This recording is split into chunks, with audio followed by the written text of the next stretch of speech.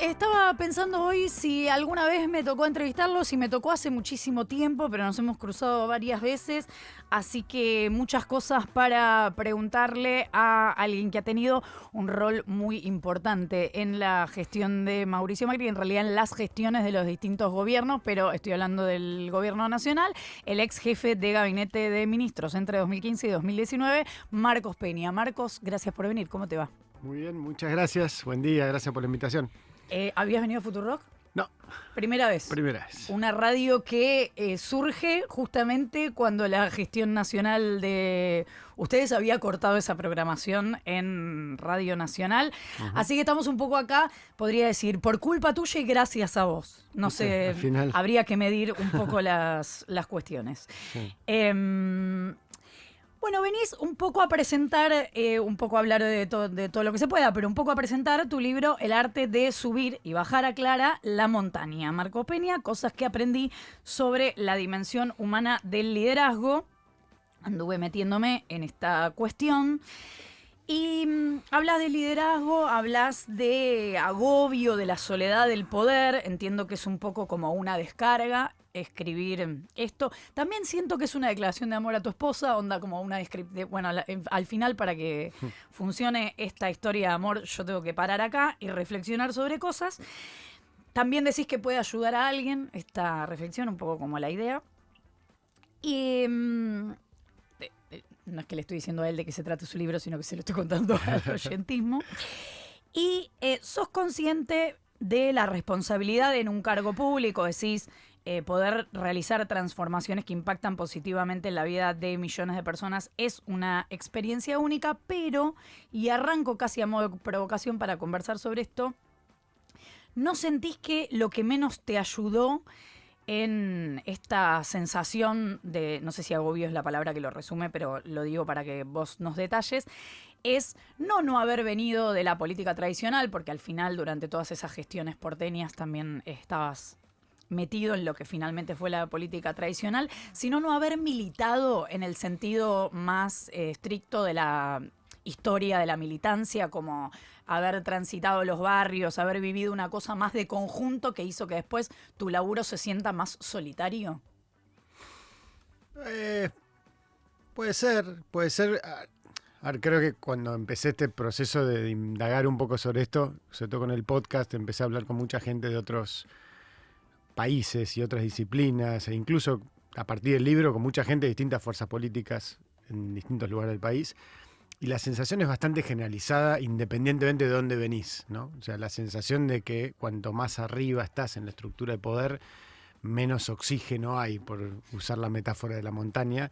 Creo que es algo medio general. No importa si naciste al pie de las montañas y estuviste todo el tiempo viviendo entre alpinistas o si venís de la llanura, digo, para usar la metáfora. Pero tampoco importa si hay, como tampoco hay una diferencia ahí entre una empresa y un gobierno.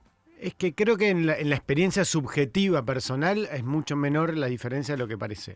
Mucha gente me dice con el libro, che, me fue muy útil, me hizo pensar en mí, salvando las distancias. Le digo, pará, las distancias son mucho más limitadas de lo que creemos, porque si vos lo mirás desde la dimensión humana, la experiencia es más o menos la misma la que vos podés tener, ¿no? No hay un rango de experiencias tan amplio. Pero por eso te preguntaba lo de la militancia, porque me da la sensación de que es el modo de encararlo, que es una mirada que puede compartirse con lo que sucede en una gestión empresarial y que no siempre todos la viven del mismo modo. Bueno, pero por eso te decía, primero que yo arranqué muy chico, ¿no? Yo empecé a trabajar en esto a los 23 y hicimos muchísima experiencia también de recorrer, construimos de cero. Fue obviamente una experiencia distinta que por ahí una fuerza tradicional, pero tuvimos muchísimo de construcción colectiva, de grupo, o sea, hubo una mística y una energía súper potente que al día de hoy continúan un montón de gente viviendo esos años, esa experiencia que vivimos.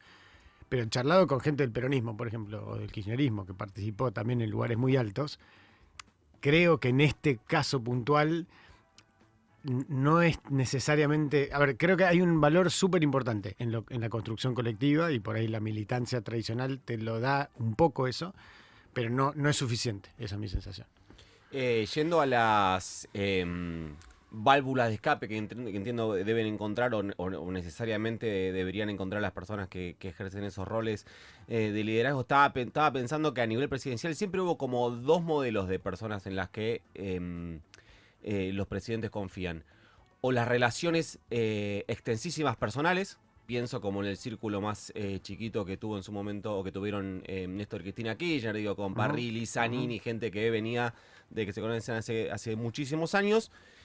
Y pienso ahora en el modelo Milei, que es una persona que parece tener una tendencia a enamorarse o a confiar muy rápido en una persona y después con la misma velocidad, en algunos casos, termina descartando. Y te escuchaba decir que vos arrancaste muy joven y que vos terminaste siendo una persona de recontra mega confianza de Mauricio Macri.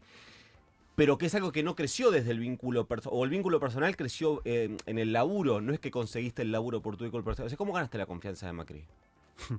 Creo que con el laburo, o sea, fueron muchos años, arrancamos, éramos 3 o 4 en la Fundación Creer y Crecer en 2001, y yo tenía ahí 24 años, ¿no? Y empezamos yo tenía un trabajo muy cercano a él, porque lo acompañaba, digamos, las recorridas, y creo que la confianza se va construyendo en esos casos, los liderazgos, más allá de cualquier historia, de como la describís vos. Sí.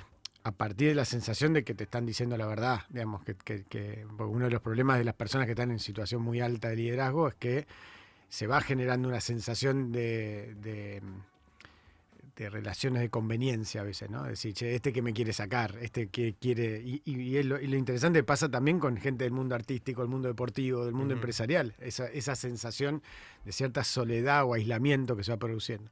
Entonces creo que lo contrario a eso es cuando tenés la sensación de que esa persona te va a decir lo que cree independientemente de cualquier especulación, ¿no? Pasa que más allá de que lo que la otra persona te devuelva respecto a una consulta o a una instancia de resolución de una situación, lo que yo imagino que empieza a pasar es que la otra persona, en ese contexto de confianza, empieza a ser propietaria de un poder, que es el acceso a tu intimidad, el acceso a información, el acceso a información delicada para esa persona. Por eso digo que muchas veces esa reacción se da más desde... Primero se genera la confianza personal y después la laboral. Porque imagino que tener acceso a alguien que tiene muchísimo poder es tener acceso a una cantidad de información que a esa persona la podría condicionar, digo, en el peor de los casos, si sos, no sé, un extorsionador. Pero creo que por eso, al final del día es una relación humana. O sea, confías o no confías en una persona es algo que todo ser humano intuye, y a veces te equivocás también, digamos, ¿no? Creo que después también están las capacidades. Es decir, che, esta persona, además de que confío, creo que hace bien una tarea, digamos. Puedo pedirle algo, me ha pasado a mí, y decir, che, cuando armás equipo, ¿en quién le das más confianza? También es cuando sentís no solo que te dicen la verdad, sino que cuando le pedís algo vuelve, cuando vas viendo que es capaz de construir vínculos con otra persona. Digo, hay un montón de elementos, pero es súper difícil, y te digo, trabajando hoy con personas que están en situación de liderazgo, es uno de los temas más difíciles, elegir las personas en las que puedes confiar. Porque en general es parte de la gran omisión que tenemos todos de formación. No nos han formado para esa parte humana en ningún lado, ni en la escuela, ni en las universidades. Hay una formación muy técnica que omite mucho cómo somos como personas. Y eso genera un montón de problemas, un montón. ¿Y la política es más delicada para eso? No para confiar, sino para tener en quienes confiar. Bueno, la política es más extremo todo, ¿no? Es como... por la visibilidad, por el impacto, por lo que hay en juego, por la carga que implica para las personas, todo es más extremo. Pero los fenómenos son muy parecidos. O sea, cambia la escala, ahí sí cambia la escala de esa intensidad. Y lo otro que cambia mucho en la política es que interactúas con muchísima gente. O sea, es algún gran problema para mí de las ficciones políticas, que cuando quieren resumir la que sea, en 5 o 6 personajes y que todo... No, tipo, nunca hay menos de 100 personajes que estás tipo House of Cards, que tiene el operador, el jefe de gabinete de esto, y con 3 personas resuelve toda la administración. Y el camarógrafo. Eso no es real. Vos estás todo el tiempo, todos los días, por lo menos interactuando con 100, 150 personas. Es una locura la escala de la interacción. Entonces, en eso pensás que estás todo el tiempo en reuniones, en llamados, en situaciones donde tenés que leer, che, confío o no confío, cuál es su agenda, cuál es su intención. ¿Y por qué crees que a vos te llegó el momento de, bueno, listo, hasta acá llegué, y a otros no? creo que uno fue la condición de arrancar muy chico y tener un rol muy alto, muy chico, muy joven, digamos. Muy rápido, Muy decís. rápido. Creo que eso también te permite que en esa etapa de la vida, de los 40, podés hacer una pausa por ahí un poco más, con más libertad que a los 60 o a los 50, ¿no? Cuando llegaba la trayectoria más larga. Decís una pausa porque no sabés en adelante qué puede No, pasar. bueno, no, digo una pausa en el sentido de decir, che, paro la pelota y me voy. O sea, no en el sentido de querer retomar. Por ahí es un stop más que una pausa. Claro. En términos del botón. Pero creo que también lo otro fue que fue un ciclo de 18 años donde arrancamos, como te decía, con un objetivo y concluimos un rol, digamos, una presidencia. Con lo cual también tenía un ciclo en eso, ¿no? Yo sentía que había un ciclo que estaba, para mí personalmente, en ese momento terminado, digamos. Ahora, vos describís dos cosas. Una, que vos y Alberto Fernández en la historia de la democracia son los únicos jefes de gabinete que duraron 4 años. Como diciendo, bueno, no, si éramos el fusible o si el jefe de gabinete se creó para ser el fusible, bueno, cuando hacía falta lo sacaban, nosotros duramos 4 años, incluso cuando capaz que en el medio hacía falta, porque describís además que cuando tomás la decisión 6 meses antes de que se termine la gestión, de que van a ser los últimos 6 meses para vos en este tema, decís, estaba ya hace mucho tiempo la gestión en una crisis, que la vinculás con una cuestión del tipo de cambio, de evaluación, bueno, en fin. ¿Crees que si tal, es difícil preguntárselo así, pero bueno, como para pensar, ¿crees que si tal crisis no hubiera existido, si la gestión hubiera resultado de otro modo, los resultados de tu punto de vista en la gestión hubieran sido distintos? ¿O era solamente una cuestión personal? O sea, ¿crees que se hubiera terminado tu participación en la política si al gobierno de Macri le hubiera ido bien? Difícil saber, la verdad que difícil saber. Creo que sin duda esa segunda etapa del gobierno fue muy desgastante y conflictiva, que también veníamos de 8 años de la ciudad muy desgastantes y conflictivos. Muchas veces nos olvidamos en esa cosa. El otro día me pasaba recordar, decir, claro, fueron 8 años de mucho desgaste, porque también hubo mucha conflictividad en la relación con el gobierno nacional, en las temáticas del día a día. Pero vos subrayás que menos exposición, que la Claro, exposición fue la clave. gran diferencia fue la exposición, y creo que en ese sentido probablemente la parte más turbulenta, más conflictiva, genera un desgaste más fuerte, pero es difícil poder saber la contrafáctica. ¿Y qué evaluación haces de esa gestión de gobierno? Yo siento que fue una gestión que cumplió un montón de objetivos y otros objetivos no los cumplió. A Digamos, saber. ¿no? A saber, centralmente el tema de la calidad democrática y los valores con los que gobernamos, que creo que fue un tema súper importante y creo que fue central para concluir un mandato después de 100 años de un gobierno no peronista, ¿no? O sea, creo que fuimos un gobierno que fuimos consecuentes en los valores, en el diálogo, en el federalismo, en el respeto a las instituciones, en la transparencia, en la capacidad de lograr hacer cosas, digamos, ¿no? Después, vínculos internacionales, bueno, varios objetivos que tienen que ver con ese, para mí, modelo alternativo de gobernabilidad que creo que nosotros habíamos planteado y que creo que pudimos hacer. Espera, antes de que digas lo que no funcionó, cuando decís la calidad democrática y que un gobierno haya terminado un gobierno no peronista, ¿no sentís que ahí además hay una oposición responsable? Bueno, nosotros gobernamos en minoría los 4 años, con lo cual sacamos un montón de leyes y presupuestos y cosas a partir de un ida y vuelta, sin duda, de poder dialogar y poder generar. No digo que eso es solamente mérito de uno, no lo creo. Creo que es una maduración también del sistema. Pero bueno, nada, creo que fue durante nuestro mandato que ocurrió eso y hubo cosas para que eso ocurra. ¿Y lo que no funcionó? Creo que centralmente la parte económica, ¿no? Lograr que lo económico sea visualizado por una mayoría de los argentinos como el camino correcto y el rumbo correcto para ir mejorando esa macroeconomía en la que venimos pedaleando como país hace mucho tiempo. Lo que se habían propuesto, como júzguenme Sí. por el número de pobreza. Sí, totalmente.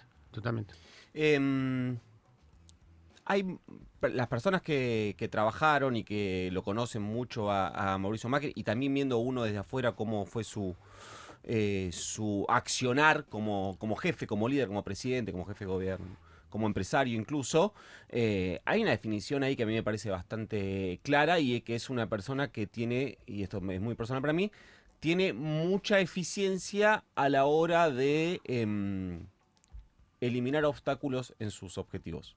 Esto corre por mi cuenta.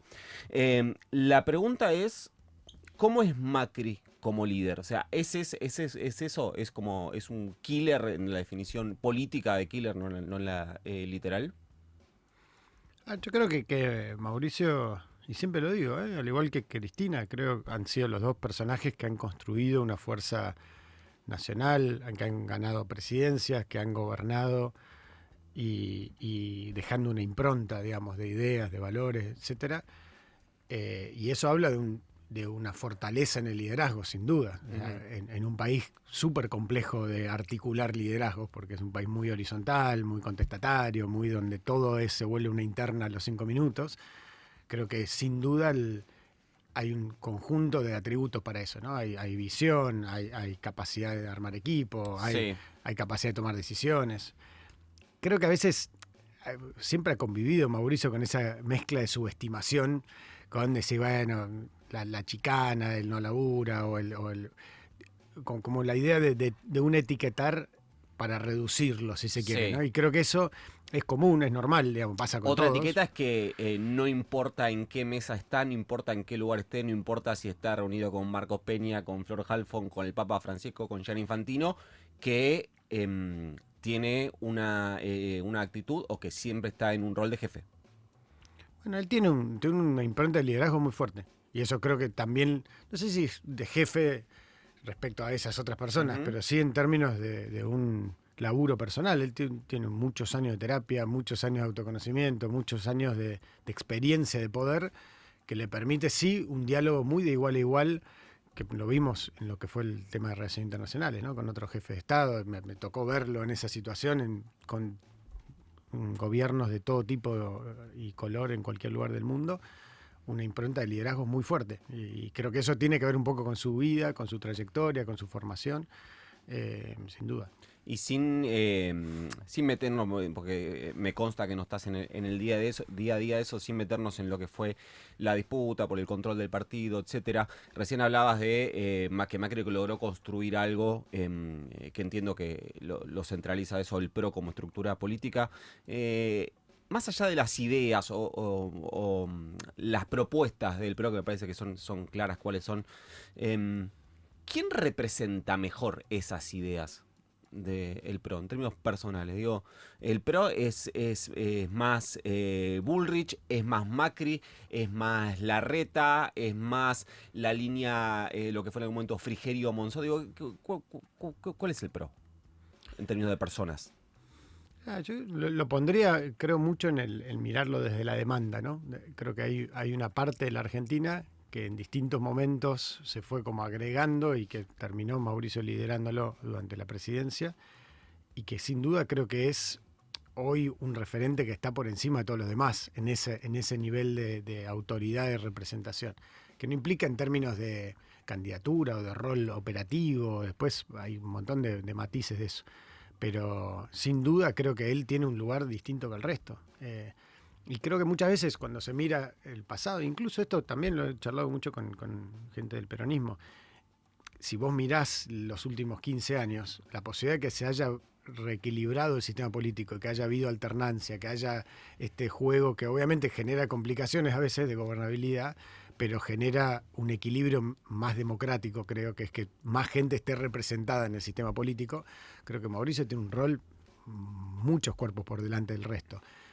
Lo cual no quita que haya otras personas que también han cumplido un rol súper importante. Siempre la destaco a Lilita, por ejemplo, en eso. Lilita fue un rol súper importante, porque también tiene una legitimidad, un rol de representación. Lo rebardeó a Macri anoche en una entrevista. Está bien, pero después entra el día a día y las fricciones, las peleas, los matices. Pero lo miro desde la demanda y digo, che, hay una mitad de la Argentina que más o menos quiere ir para este lado y que tiene un cariño, un respeto, una valoración de un montón de gente. Y creo que en eso, la historia pesa un montón. Hay un concepto que se instala durante el macrismo, que es la granja de trolls de Marcos Peña. ¿qué te pasa con esa idea? ¿Y cuánto de responsabilidad directa o indirecta consideras que tenés en tal cosa como el troleo permanente a quienes no pertenecían al PRO? Primero que yo nunca trabajé eso, nunca creí en eso. Primer dato. Y como bien decías, digamos, fue algo que se fue instalando y eso tuvo, digamos, gente que trabajó para eso, digamos, no fue neutro. Y que creo que tenía que ver con la conflictividad política del momento. No supe, no logré, por más que lo aclaré 100 veces, desactivarlo, digamos, y evidentemente operó sobre un verosímil para alguna gente de decir, che, este maneja redes, entonces hace esto. Pero creo que, aparte con el tiempo, que se masificó como herramienta política, que todos los sectores políticos empezaron a usar esa metodología como forma de tratar de incidir en la conversación digital, el tema como que cambia de perspectiva también, ¿no? Porque no es lo mismo esa discusión en su momento que hoy. A mí siempre me molestó más que nada por lo que implicaba en lo personal, la sensación de decir, che, yo todos los días daba reportaje, todos los días hablaba, todos los días daba la cara, ¿no?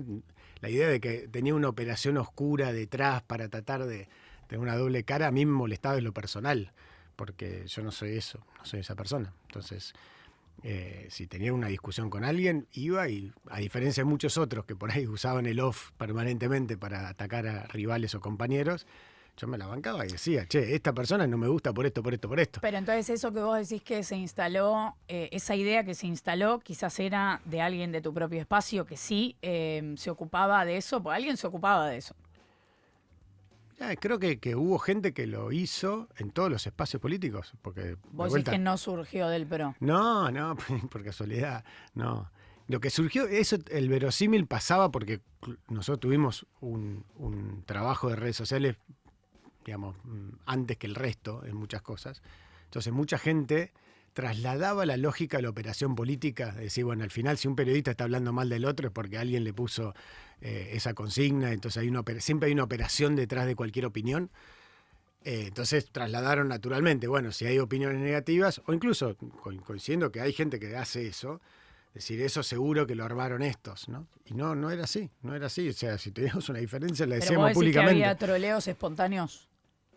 Que era una cuestión espontánea. No, que un montón de gente opina o espontáneamente, seguro, pero también lo podría decir con respecto a mí, decir, che, cada persona que tuitea contra mí es un troll pago por tal. No, por eso te hago una diferencia, porque eran como campañas intensas de gente diciendo lo mismo. Esa, como era las caricias significativas, surgen de esa idea de pero que es una todo es una A ver, de vuelta, nosotros no ganamos la presidencia, nadie gana la presidencia por eso, es una subestimación. No importa, lo que digo es si había una campaña o no. No, porque no tenía un sentido. O sea, no tenía un sentido. Lo que hacíamos nosotros como eje, y teníamos un equipo laburando para eso, siempre, digamos, privilegiamos lo orgánico.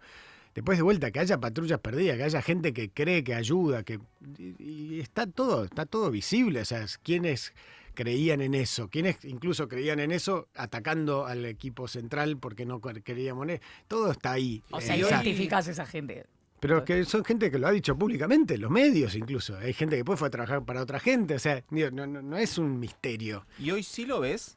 Teniendo en cuenta que incluso hay trolls como muy representativos en Twitter, sobre todo, que son funcionarios de gobierno. Hoy. Pero es que de vuelta ahí separo, porque al final es la misma discusión que el periodismo militante o que la discusión de varias de esas cuestiones, ¿no? Separar lo que puede ser alguien que opina de una manera y que trabaja en un medio particular, en este caso Twitter, para defender sus opiniones, a veces atacando o como metodología atacando, de lo que es la creación artificial de conversación con robots y demás. Son dos cosas distintas. Mi sensación es que muchas veces se le baja el precio a lo primero con lo segundo, cometiendo errores a veces de percepción, de decir, che, por ahí hay gente que piensa esto, que está enojado con tal persona, que quiere dar su voz, que quiere participar de esa manera en política. Y hubo mucha gente en todas las fuerzas políticas que han hecho eso. Entonces, después lo otro es lo otro, y bueno, sí, creo que sobre todo es bastante inútil, creo, ¿no? Y sé que hay mucha gente que invierte mucha plata en tratar de dominar el debate digital desde ese lugar. Yo a todos se les digo, no lo recomiendo, creo que es un error, es una mala inversión. Pero bueno, nada, hay gente que cree lo contrario. Me interesa ese concepto. ¿Por qué crees que es una mala inversión? Que es algo que no es tan valioso como tal vez pareciera que lo es, dominar el debate digital. Porque creo que no lo dominás primero, porque creo mucho en la autonomía de la opinión de la gente. Creo que en general la incidencia y el impacto es mucho más bajo de lo que se cree, la duración es mucho más bajo y al final del día la realidad importa. Y la realidad no necesariamente en términos de la verdad, que siempre es súper complicado, pero la realidad en términos de la consistencia, de lo que sos, lo que haces, lo que decís. Hay mucha tensión todavía en un sistema que sigue creyendo en la verticalidad. Che, ¿quién domina el relato? ¿Quién baja línea? ¿Quién explica? Creo que eso es un modelo que quedó un poco caduco por la revolución digital. Que eso ocurre en tiempo real, ¿eh? O sea, nosotros, siempre digo el ejemplo, en el 2007 asumimos la ciudad y el mismo año que se creaba el iPhone y por ende el smartphone. En el 2015 solo 30%, 20% creo que había de penetración de smartphones en la Argentina. Cuando nos vamos ya era el 70%, en 2023 ya es casi 70, 80 de banda ancha. O sea, va cambiando el contexto. Pero el sistema sigue pensando como hace 30 años, es un delirio. Yo escuché políticos muy importantes decir, no, hoy al día de hoy todavía lo importante es leer a la mañana la tapa de los diarios y a partir de ahí ver la agenda del día. Y yo, no, pará, no es real eso por ahí era hace 20 años, pero hoy no, hoy es más complejo. Y esa complejidad a un montón de gente le genera mucha cosa, porque es como que pierde control. Independientemente de lo que pensás de esta gestión de gobierno, que podés contarlo si tenés ganas, ¿podría existir esta gestión de Milei sin aquella gestión de Mauricio Macri? Y yo creo que hay una continuidad en una parte de la demanda, sobre todo de la segunda vuelta. Esto que decía antes, de ese sujeto en la mitad del país que digamos que quiere un cambio hacia una dirección. Con lo cual creo que sí hay en algunas cosas una continuidad de demanda, con una diferencia por ahí que nuestra elección en el 2015 estaba más marcada por la expectativa y la esperanza, y esta estaba más marcada por el enojo y la frustración, ¿no? Creo que son dos momentos muy distintos que generan cosas distintas. Pero sí creo que hay muchos votantes que no necesariamente identificando que todo sea igual, ni mucho menos, pero más o menos sienten que este gobierno quiere ir en esa dirección. ¿Y vos compartís, es la misma dirección? No sé, no lo sé. Sí desde los votantes, digo, sí desde las opciones que había claramente, digamos, ¿no? En el balotaje. Pero no sé, el gobierno lo tendrá que definir eso. Pero lo que estás viendo de esta gestión, ¿te parece que es un poco la búsqueda que hacían ustedes? En algunas cosas por ahí sí, en otras cosas creo que no, depende de los temas. Y creo que todavía es un poco prematuro porque hay muchas cosas como más contradictorias. Creo que en el ordenamiento macro, digamos, como idea, la idea de tratar de tener una economía más abierta, más ordenada, es un objetivo. Y de hecho hay mucha gente que son las mismas personas, digamos, ¿no? en los equipos. Por mi propia defección laboral, por las personas con las que hablo, justamente en los últimos días hablé con mucha gente del PRO por lo que fue la discusión interna del partido y quería preguntarte como dirigente, o como ex dirigente del PRO, ¿podemos decir? Ex dirigente del PRO. Pero también como articulador de campañas políticas, incluso de campañas de comunicación. Hay una gran confusión hoy en el PRO, que es hacia dónde salir, si es absorbido, si no es absorbido electoralmente. Digo, no hablo de fusión de partidos. ¿Cómo hacer para ser coherente con el electorado del PRO sin perderlo en manos de esta novedad que es la Libertad Avanza? Si le preguntaran a Marcos Peña qué tiene que hacer el PRO, ¿qué respondería? Por privado. Respondo por privado.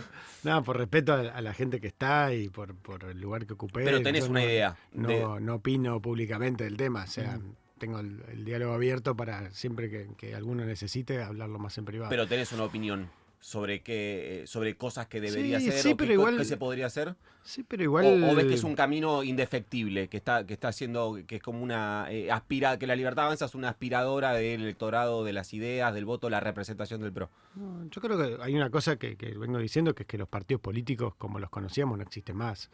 es un primer dato acá y en todos lados, ¿no? Seguimos de vuelta como parte de esa inercia de hablar de cosas que eran de una manera y que ahora no son de esa manera y seguimos hablando de esa manera porque como que nos da vértigo cambiar, decir, che, no hay más afiliados a los partidos políticos como había antes, porque era un instrumento del siglo XX, del siglo XIX incluso.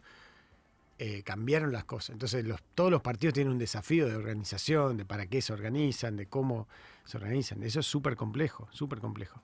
Pero sí creo que todo lo que reduzca la complejidad a ya está, es para un lado, es para el otro, en general creo que no es real. Marcos Peña, ex jefe de Gabinete de Ministros de la gestión... me quedan dos chiquitos. ¡Ay, hágalo! Dale, pero No, se tiene que ir él. Entiendo que eso es muy corto, pero son dos temas importantes que estaría haciendo mal mi laburo si no te lo pregunto. Entiendo que vos te va a quedar lejos porque no sos jefe de gabinete ya hace muchos años, que hay dos cosas o dos vínculos que tuvo el gobierno de Mauricio Macri con dos sectores delicados, que uno fueron las múltiples denuncias respecto al uso del espionaje o de la CIDE, en el caso de la ex CIDE, de la AFI, en el caso de, de la familiares de San Juan, a propios dirigentes del PRO. Y el otro es si no es raro que había, más allá de si después fallaban o no a partir de eso, si no era raro que había jueces que lo visitaran en Casa Rosada, en la Quinta Olivos. Si no te pregunto esto, estoy haciendo mal mi laburo. Está bien, creo que muchas cosas esas son ruidos que después nunca se verifican. O, digamos, creo que a la intención, digamos, de lo que hay detrás de esas denuncias, no creo que haya sido un gobierno que haya trabajado con esa lógica de usar los servicios de inteligencia o de usar la justicia para fines políticos. No lo creo, yo no lo vi. Espera, el espionaje de Lara San Juan está confirmado en la justicia y las visitas en la Quinta Olivos también. Pero son dos cosas distintas. Una cosa, yo no conozco esas causas, el detalle, lo que digo es que si el gobierno tuvo detrás de esas cosas, ¿no? Te digo, yo nunca lo vi y estaba en un lugar bastante central, o sea, con lo cual estoy muy tranquilo respecto a que muchas de esas cosas, a mi entender, después nos pasó toda la carrera, denuncias que parecían que estaban confirmadas y demás, y después se disipaban como humo. Me acuerdo del caso de las escuchas famosas, Ciro James y toda esa discusión en la ciudad de Buenos Aires, que después quedó en la nada, porque muchas veces esos tienen que ver, a veces, no digo en estos casos, pero con una metodología de operación política también. Que también es parte de un juego que no está bueno. Pero la visita a los jueces están en la lista de ingresos a la Casa Sí, Rosada. pero son dos cosas distintas. Pará, no voy a contestar del tema puntual. Lo que te digo es lo que hay detrás de eso. Porque es lo mismo la discusión de los trolls o no los trolls. Yo lo que te digo es, creo, y también pensando en los que lo escuchan, están escuchando, y creo que juega para los dos lados, y lo digo a veces para los dos lados. Guarda con las caracterizaciones que reducen hacia un lugar de estos son malos porque tenían esa intención y entonces hacían cosas oscuras. Creo que no es real eso. Creo que en este caso no es real, como creo que muchas veces también cuando se hacen denuncias contra el otro lado, tampoco necesariamente después se termina consumando.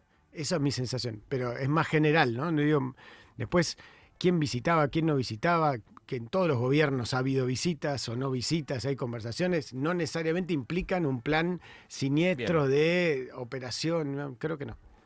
Visitas y jugar al deporte igual. No, pero no jugaban en Olivos. Por eso digo que se mezcla todo, a veces entiendo que hay que preguntarlo, digo, esa es mi respuesta. La radio que te perdiste, Marcos Peña, ex jefe de Gabinete de Ministros, gracias por venir. Muchas gracias a ustedes. Futurock.